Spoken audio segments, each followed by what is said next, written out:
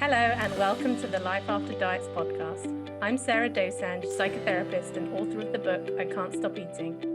And I'm Stephanie Michelle, binge recovery health coach. If you feel out of control around food, we get it because we've been there. Thank you for joining our conversations about how to make peace with food and feel more comfortable in our bodies. Now on to this week's episode.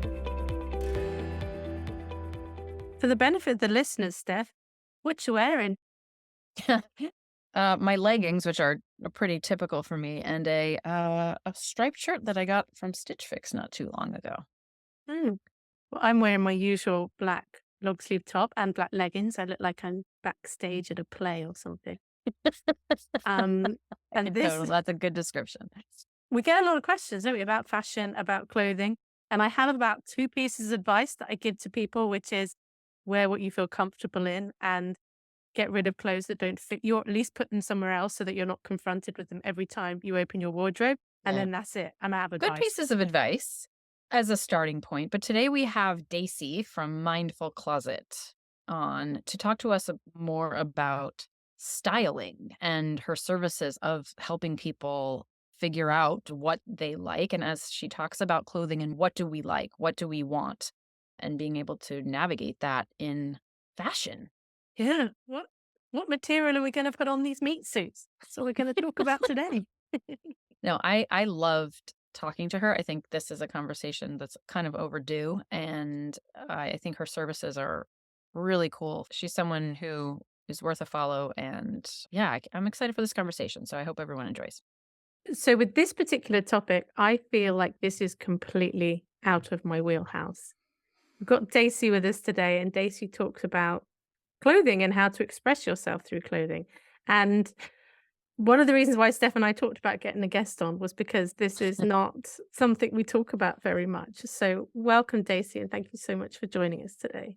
I'm so excited. I can feel already this is going to be really fun. Yeah, I think another reason, aside from the fact that we don't feel like the experts on the topic, is that it's a really popular topic. So I know that listeners and also clients that I've worked with individually, this can be not just a small struggle, but a really important piece of recovery and the loss and the grief going on after weight gain in eating disorder recovery, and the loss of feeling like we can identify or express through clothes, or the feeling of that anyway. And so I love your tagline, on your website. It's empowering women to be their authentic selves through their clothes. Can you speak more to that? Yeah, for sure. It's a great place to start. So one thing is that I feel like almost, as I'm sure you guys do as well, like it's almost more the work we all do is almost more about helping women get in touch with what their true needs are, right? What their needs are without the messages and rules and restrictions they've been given around all these things in our lives, food being one, clothing being another one. And so I feel like just working on your style and working on your wardrobe is almost in its own way just an exercise in learning to listen to your own needs and learning to pay attention to what you like. And again, trying to, through that process, reject external messages that you've been given. So for me, that's a lot of what it's about is like, let's take away all those messages. Let's see what you really like at your core as your authentic self. And in that way, I feel like that's really empowering because then you get to a point where, and it's incredible to me, but it's true that a lot of people will work with me and then they'll go on to change other things in their lives, right? They'll be like, oh, you know what? I really haven't liked this job, or, I haven't really relationships, whatever the thing might be. I just feel like it's really good practice in learning to listen to your own needs. Yeah. It's like the gateway, like food can Yeah. be. Exactly. Yeah. Yeah. So that's to me, that's really empowering. So you must intersect a lot with body image issues and body image work. I actually was introduced to you by a client of mine, Caroline, who I had worked with, and we'd done a lot of work together. And she was another person who was really having trouble shopping. Mhm. And I remember she texted me once from the dressing room of a loft store because she was just breaking down and didn't know what to do. And later, after we stopped working together, she said, I've contacted this woman. Her name is Dacy. She's Mindful Closet on Instagram. She's helping me find clothes. And she was so excited. She was like telling me all the things that you guys were doing together, but I know body image was an ongoing piece of work, so you must have a lot of that almost, coaching inside of what you're doing as I have to imagine. Yeah, for sure. I'm constantly learning and growing in that area. And so it's something that I definitely am on the path with my clients. So I feel like it's important to say that. But yeah, we talk a lot about body image because it just, I don't know if you can talk about clothes without talking about it, right? I mean, and it's such a integral part of how people relate to themselves when they think about getting dressed. And it's also, I feel like, I don't know if you guys would agree, but I feel like it's one of the most concrete ways that we can make progress in that area too, right? Like we can take actual, physical actions to make our bodies feel better, to improve our body image. For most people, simply buying clothes that fits makes a huge difference in how they perceive their body. It is also intertwined. And we start with a session where we are learning to define their style. We're talking about their style stories, and then we talk about body stories because that piece is all just an awareness of, as with clothes, the messages you've been given. We want to reflect on those and uncover what those have been with around your body. People often say to me, I can't wear that, or I want to change my body because I can't wear these kinds of clothes. But this is probably the message you're fighting against or working against, right? Yeah, 100%. Yeah. Yeah, I mean, one of the first things that we do, even before I work with the client, is I send a big, long intake questionnaire with a lot of kind of questions that people might have never thought about their clothing. And then there's a piece of that that is instructions on how to create a Pinterest board, because we have to start somewhere with some sort of visual reference, right?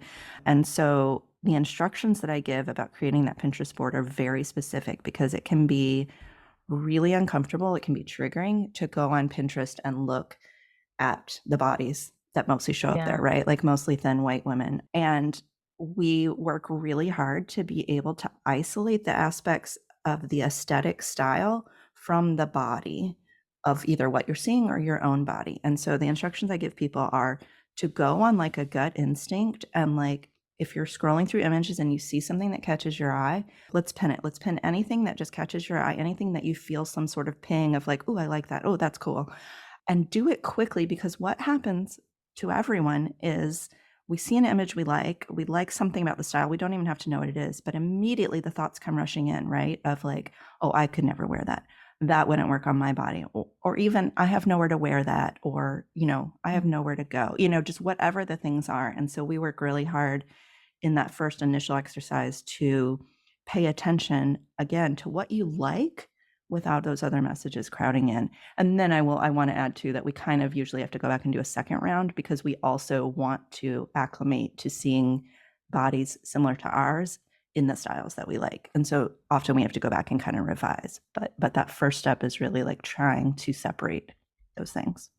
That's what I was thinking. The discrepancy between when we see something we like, typically, even if it's on a store, on a mannequin or, a website, and then you order it and put it on and it looks completely different. And that can be a trigger for many people, like, oh my gosh. So how do you handle that kind of a scenario? That's a really good question. I don't think anybody's ever asked me that. I mean, we definitely do handle it all the time. I think, well, for one thing, just to state the obvious, it's so, so, so helpful that more and more websites are starting to use different size bodies, a variety of body shapes in their just online kind of catalog of images. A few that come to mind are Madewell and Old Navy, and I think even J. Crew has started to do that.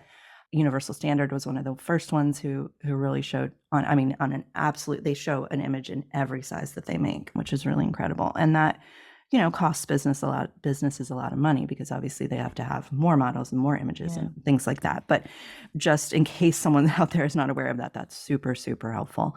Another big thing that we have to talk about is kind of what the elements are of the item that are the stylistic characteristics that they like. Do you know what I mean? Like, let's talk about the color, let's talk about the embellishment, let's talk about the sleeve, whatever the details might be.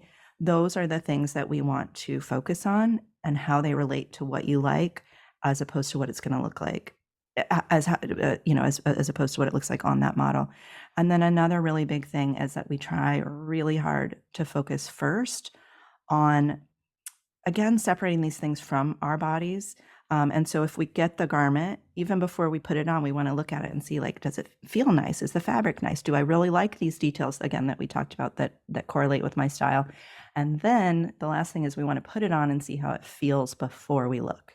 Not looking in the mirror first thing, I think, is really important, and just having some sense of, how does this feel to me outside of what other people are going to see? And then there's so many levels. I could feel like I could talk forever about this question. And I'm sure, as you guys know, the mirror is not always telling the truth, right? And there's so many layers of what we see when we look in the mirror at ourselves that can kind of cloud what our impression is.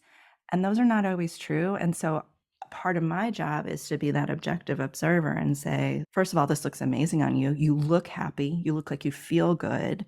Can we focus on those things other than the differences, the comparison? I find it really helpful as well for people to either themselves, either in a mirror, or especially with having someone else snap a photo of them without their head in the picture. And that part I feel like is really helpful because, again, we want to kind of distance ourselves from the judgment that we feel about our own bodies. And I'll say, like, what if you just saw a woman walking down the street and this is what she looked like coming towards you in this outfit? It's like, oh, she'd look great. I mean, we all have that experience, right? We see other people in our size and we're like, they look great. It doesn't feel good for me. But just having that relationship of like, okay, without me knowing this is me, I can objectively say, I think that looks good. So that was a long answer, but No, I some love of the it. things that we do. This is so important. I mean, I can't tell you just from a professional perspective how many people I think would benefit from something like this, because this can be one of the most triggering parts of recovery. And it's also making me think about what led you here. How did you Yeah. get into this? Yeah, well, I think it's an interesting story. I'll be curious to hear what you guys think. But the strange part about it is that I ended up in this work without having a long history of either disordered eating or major body image issues that I had to work through. And so the way that I ended up here is that, well, the really long history is that I was trained as a classical musician and worked as a musician for many years, and then kind of got burnt down on that career, and had always loved fashion, always loved clothes, and always was that person who was kind of helping the people around them. Like if a friend was like, oh, I need this or that, or can you help me clean out my closet? I was always that person. And just because I wanted a more emotionally healthy lifestyle, I decided to start my own business. And I thought, I'll try this for a year. I started a blog, I started a business, I started working with people, and it really took off. And so that's great. And that was almost 10 years ago. But how I got to this aspect of the work is that when I did start working with women, I guess maybe I was a little clueless or a little naive, but I was just shocked because literally every woman that I worked with couldn't get past, we couldn't work on her clothes because she was feeling so negatively about her body and so grieving so much about the changes their bodies had gone through. And it was just really, really hard. And I found that that's what we were talking about so much more. And so from there, I discovered intuitive eating and I discovered Health at Every Size as a resource for the women that I was working with. And then, of course, ironically, in the last 3 or 4 years, I've gone through a pretty major body transformation and used those tools myself, but it didn't start there. What has been your own evolution with clothes? Have you always loved clothes, and how's that kind of unfolded over this time? Yeah, that's such a good question. That's something I always ask people when I first talk to them as well, right? Because some people identify, I think you either identify as someone who's always loved clothes or you identify as someone who's never taken an interest in it. I don't know. Do you guys resonate with one or the other of those? Yes, I do. This black top that I'm wearing now, I own 5 of them, plus a 6th one with a higher neck. Mhm. And every day I get up, I put my black leggings on, and I put this top on. If I'm going out for a particular thing, then maybe I might change or put something over the top of it. For me, I like not having to think about clothing. I don't find it stressful to think about clothing. If I'm going to an event and I want to go and buy something, I can still enjoy that experience. But I don't want to have to make decisions about clothing every day. Does that make sense? But I 100%. Yeah. sometimes feel like I'm missing out on something because I see people taking so much pleasure in it, and I can see how fantastic some people are at putting something together, and I feel like I'm being left out of something. And that's my first question to you is after you tell me how you interact with clothing, that it's not something you really want to spend a lot of time on. My next question is how do you feel about that?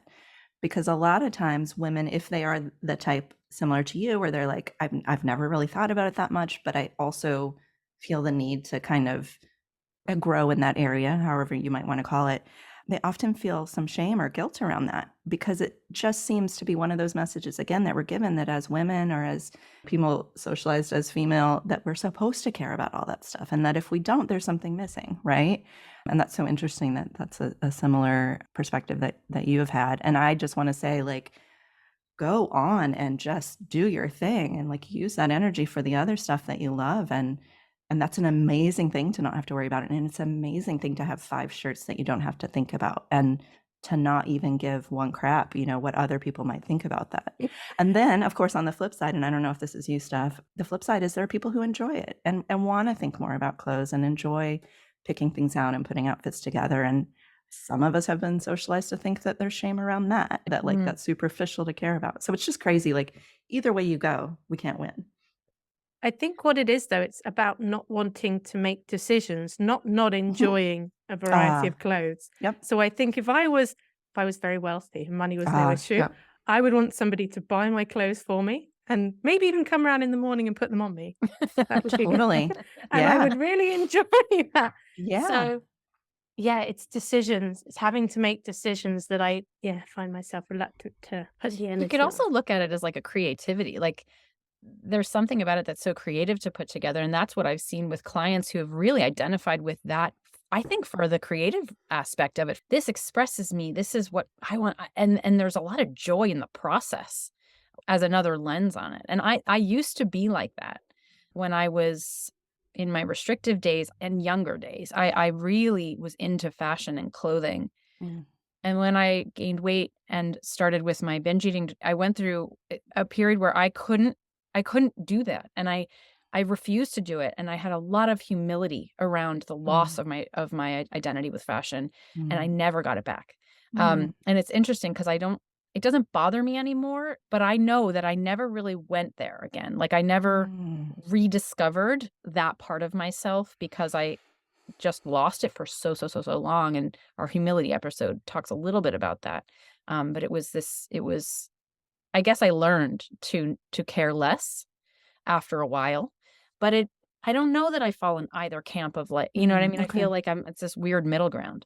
Yeah, and also people grow and change, right? And so your style story again is a little bit of like, yes, that's something I used to care about, and here's the story of why I've shifted that. And I'm curious whether it's because you felt that there were fewer options, or it felt painful to have a Painful. different body to dress. Yeah. Painful.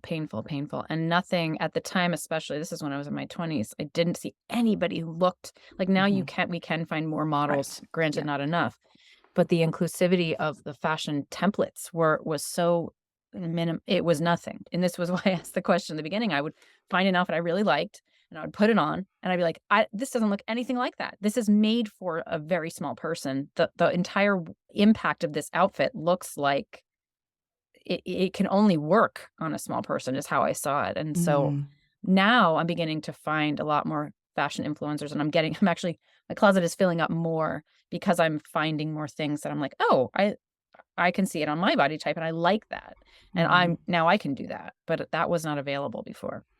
Yeah, I mean, that's so important just to acknowledge. And it is and was really awful. Because the thing is, it's so unfortunate because those items that we're looking at on these really thin models, I mean, those clothes were never going to look like that on anyone else. You know what I mean? It takes a lot of flexibility and a lot of openness to seeing things differently. I'm having this thought in my mind. It's nothing alike, but I'm one of those people that I can go to like a fixer upper house and it might be like falling down and there's dirty carpet, and I can see the possibilities, and I can be like, oh my God, this would be so great if we did this, this, and this. And some people just can't see that. And it's literally just kind of a skill or part of your brain. And I think that kind of applies in that case as well. Yeah. We interrupted your style story, so I wanted you to be able to finish it. Yeah. So you either, I have found that most people either identify one way or the other, or like Steph, they've kind of shifted along the way. And so I was always that person who loved clothes. I mean, as far back as I can remember. And the somewhat tragic part of it is that I had two parents who were like pretty radical activist people and had no use for anything aesthetic. I mean, just, I just mentioned something about home decor and stuff. They could not care less. There was nothing on their walls. They didn't care what they wore. And they, more than that, wanted their three daughters. I'm the oldest of three.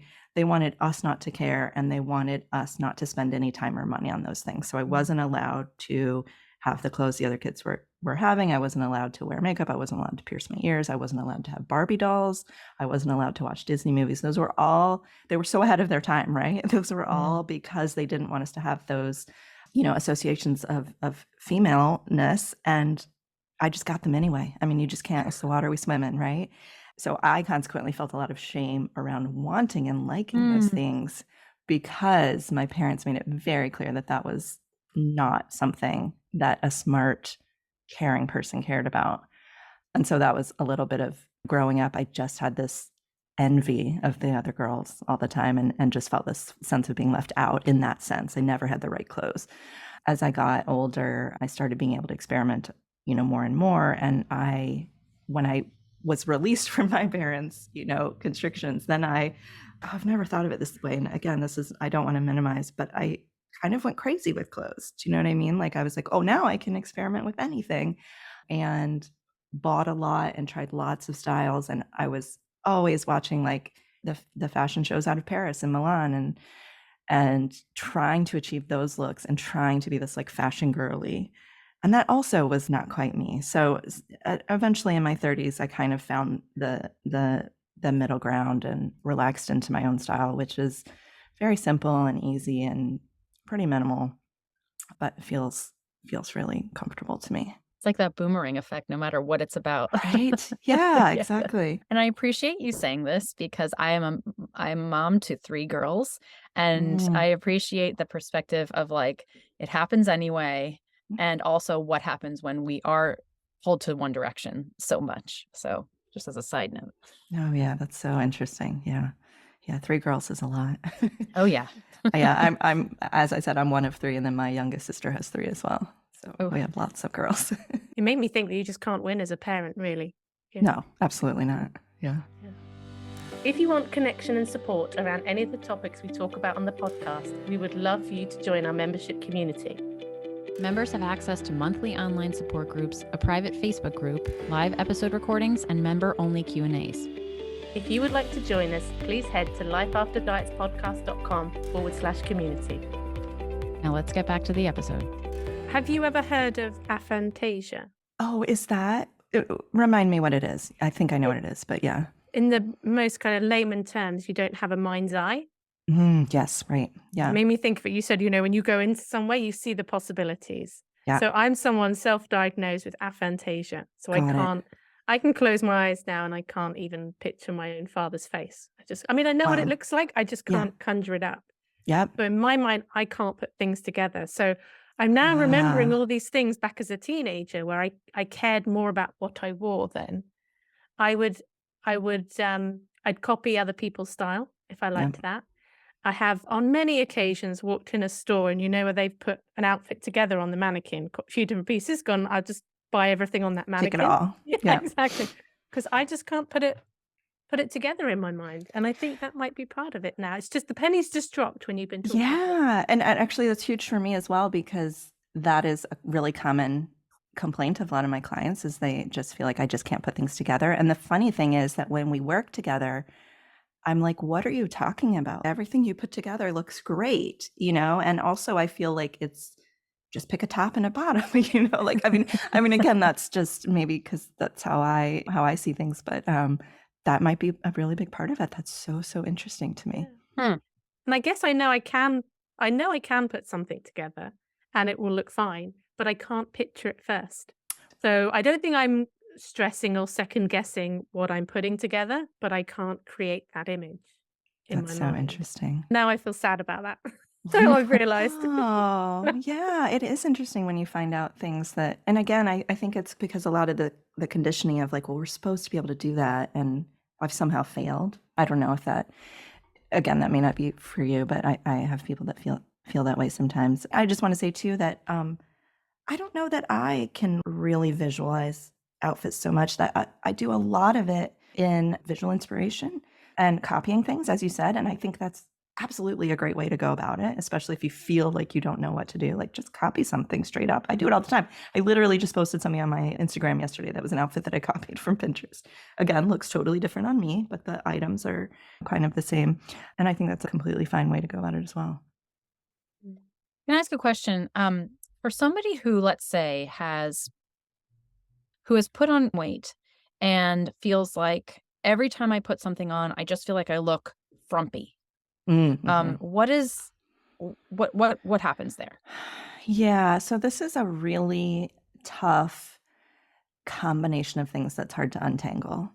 And I don't have a concrete answer that's a blanket statement, as I don't for most things, because as we all know, that like certain people, individual things work for certain people and not for others.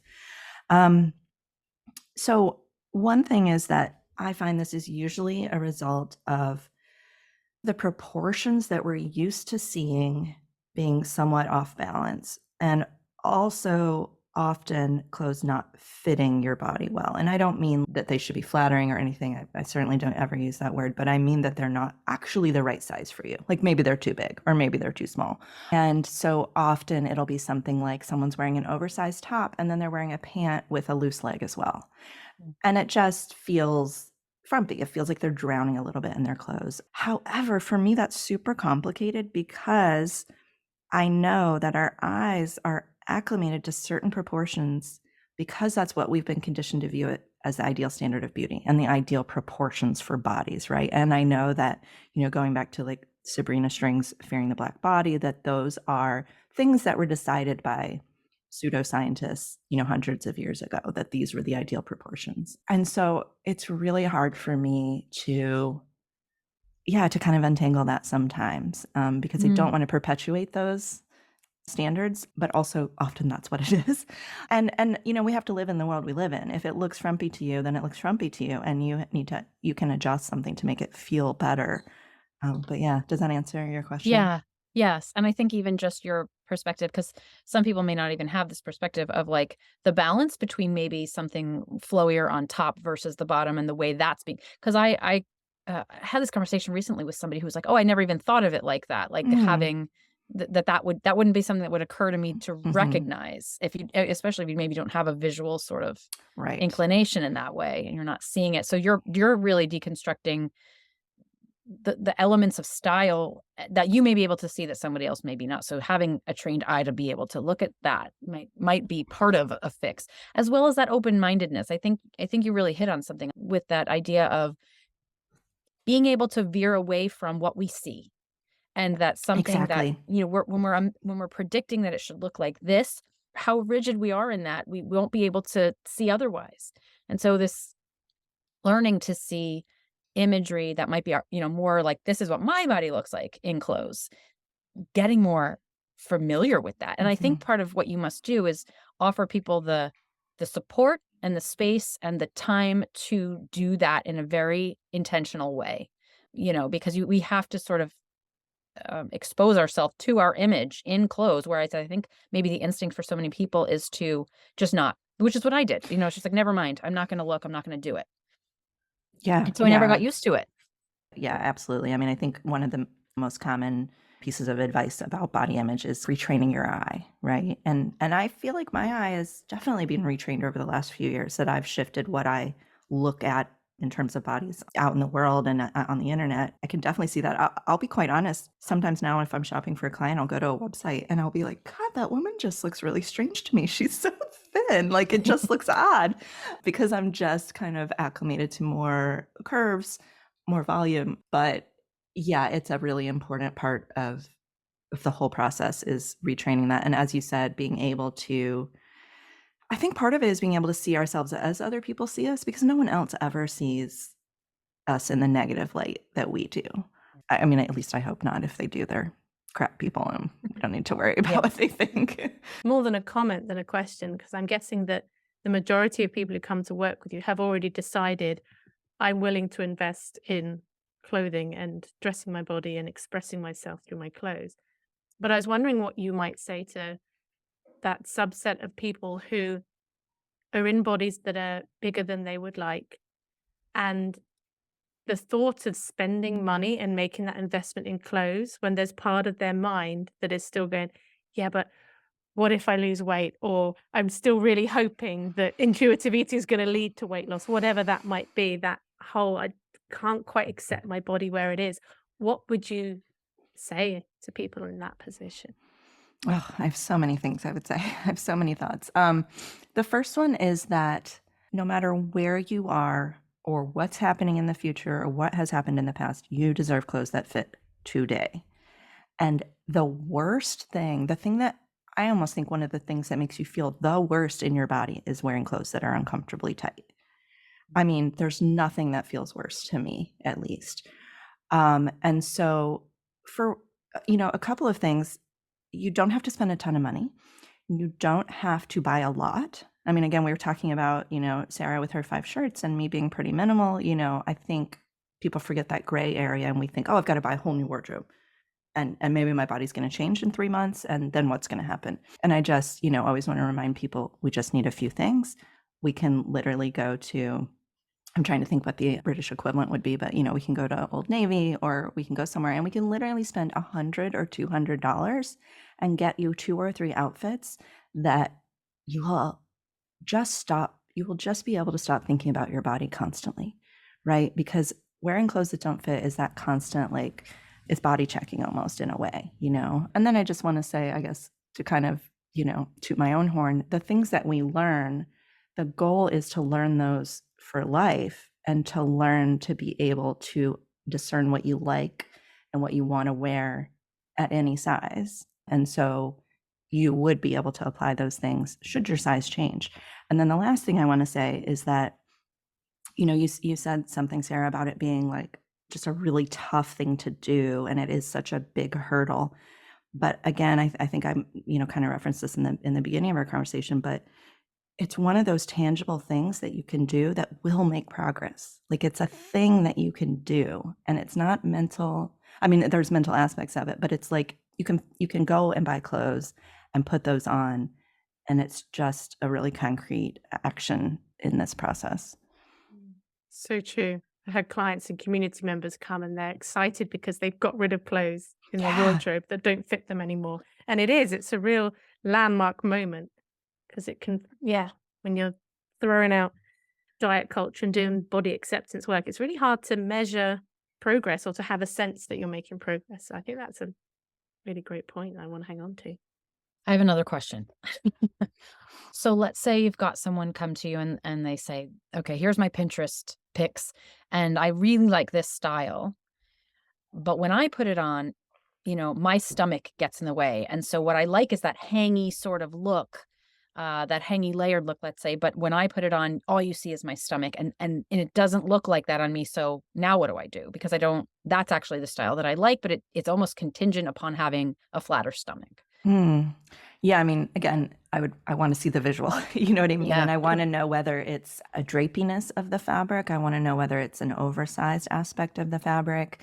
But also, I mean, I can think of an example in my own mind, which is something like someone who really likes the look of like a bodycon dress or something. Like they really like I have clients who really like just that tailored shape, not oversized, not flowy at all. And they do feel like, but then everyone will see my stomach, if I wear something where there's nowhere to hide, essentially, And in that case, it's tough, but the goal is to work towards shifting your preferences to a priority higher than what other people will see or think, or judge about you. And so I don't know if that makes a lot of sense, but it's like saying like, well, I love this look and F all y'all because this is what I want to wear. And yes, I have a stomach. And again, this is like the end goal, right? Like that is so hard to get to that point. I'm fully aware of that. But can we start to take baby steps? Like, can we start to gradually get more comfortable with showing more of your shape and things like that? And so we don't necessarily jump from, okay, you've never thought about your style before to like, okay, here you are in the bodycon dress. We're not going to be able to do that. How long do you typically work with people? It's usually over about, I say my one-on-one program is 8 weeks, but it's never finished in 8 weeks. It's usually 2 or 3 months. So we do 5 one-on-one sessions. I do multiple hours of personal shopping for them. We do all the things we've talked about, and we try on clothes, and we clean out their closet, all that stuff. And you can do this virtually? Yeah. I mean, COVID was horrible for so many reasons, mostly because I have 2 small boys.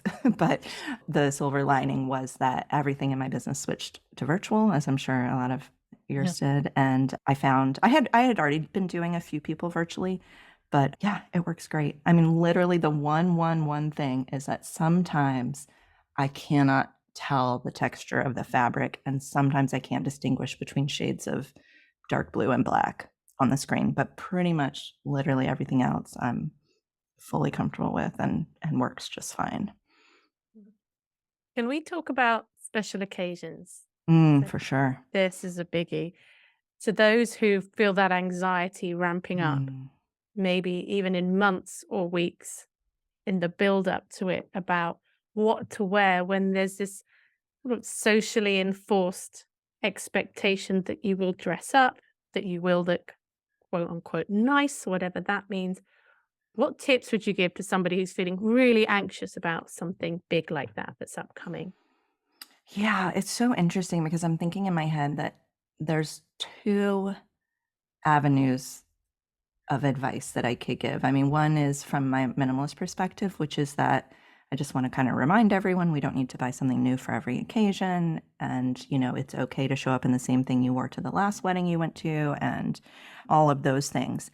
And on the other side of it is the very real anxiety because you're going through such a tender and vulnerable state with your body that you do need to take care of yourself extra in that way. And if finding something months in advance or spending a lot of time finding something that you feel good in is what makes you feel safe and makes you feel comfortable, like absolutely you should do that. And then I just want to say, other than that, there's a couple other things. One is that, you can always go really simple.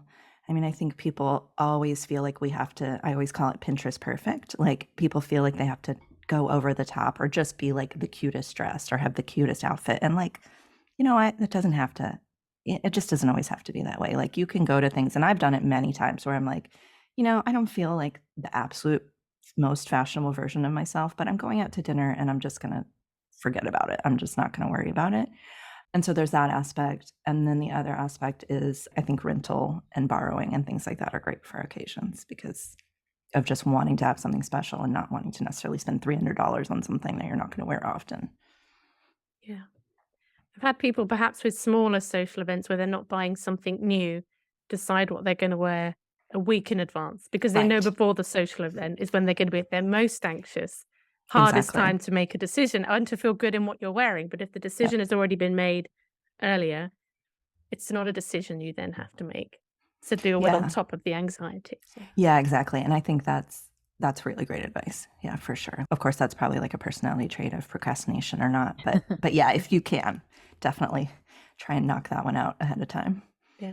I'm thinking of you, Steph, where you've talked before, Yeah. if you want to say. Well, yeah, I will, in times where I didn't wanna think about my clothes, I was an avoidant, for so long Right. that I just waited till literally the couple minutes before I had to walk out the door, and then I was in my closet like, "Okay," like, just to minimize the amount of time I was spending on doing this, and then I Ah, would and because that felt the safest thing for me, ah, but then, of course, it was terrible because I was like, "Nothing works, nothing fit I don't like any of this, and I actually have to leave now."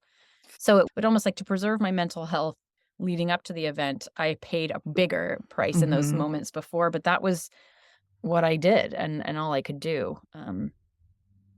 Because I Yeah. don't think I had resources to I just felt like me thinking about what to wear, whether that was shopping or going through my own closet, I felt so lost about that. I had no idea what to put on. I had no idea what I would feel comfortable in. I didn't want to think about it too much, and I had no one. I just felt like I was just in the dark about it. This is why I think your resources is so it's important because I can relate to needing it. I can relate to being someone who would feel like, "Can you help me?" Because I can't see myself clearly. I can't see clothing clearly. I don't know what to put together. I'm so unfamiliar with my body at this point that I don't even know. Yeah. So to have some direction and support, I think, would have been really helpful to me at a certain time. Yeah. Well, do you wanna tell people where and how you work with them or how they can work with you and the different services that you offer? Sure. Yeah. So I mostly work one on one with clients or in my group program. And so one on one, as I kind of mentioned earlier, we do work together intensively for a couple of months, and we go through all the things: defining your style, cleaning out your closet, doing shopping, learning how to shop, learning how to try on clothes in a way that's not triggering. And then in the group program, we actually cover all of those things as well. It really is an 8-week program, and we have weekly meetings to kind of, there's a workbook and videos to kind of lead people through the process. They do it, obviously, they do it a bit more on their own, and then come weekly to kind of get my feedback and support in that way. I love the idea of doing it as a group. Oh, So it's cool. so great. It's so I get the most amazing women. It's usually 5 or 6 women every single time, like, no matter how much marketing I do, no matter what I do, it's 5 or 6 women. It's always super smart, cool people, and they support each other so much, and everyone is so vulnerable and open, and it's really Mm. amazing. Yeah, that's like an added layer of it is being able to hear yeah, it's like because there is socials, how do people see me? What do I look like, Mhm, to mhm. get that feedback. Cool. What a great resource. Yeah. Thank you. Thank you for No, coming on and thank talking you. about this. You've given me some things to think about as well. Oh, Yeah. good, I'm happy. Well, thank you so much for joining us today. We will pop details below about where people can find out more information about your programs and where they can follow you on social media. So thank you for joining us today and for sharing all your wisdom. Thank you both for having me. I really, really